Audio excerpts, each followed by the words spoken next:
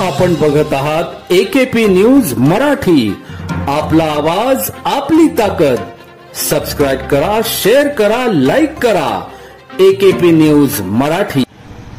Satpur police Thane हद्दीतील अशोकनगर येथील ज्ञानगंगा खासगी क्लास बाहेर 10वीच्या 3 विद्यार्थ्यांमध्ये बेंचवरून बसल्यावरून वाद झाला। या हाणामारीत छातीत गुद्दे मारल्याने एकाचा जागीच मृत्यू झाल्याचा कयास पोलिसांनी व्यक्त केला।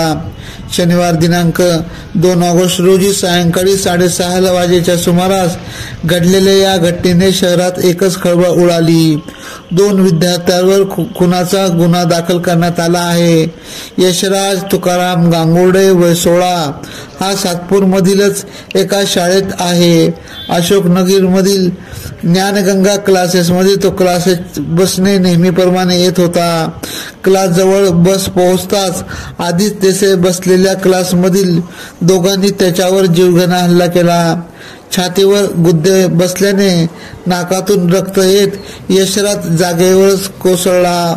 उपचारापूर्वीच त्याचा मृत्यू झाला। एकेपी न्यूज साठी क्राइम रिपोर्टर फिरोज पठाण, नाशिक।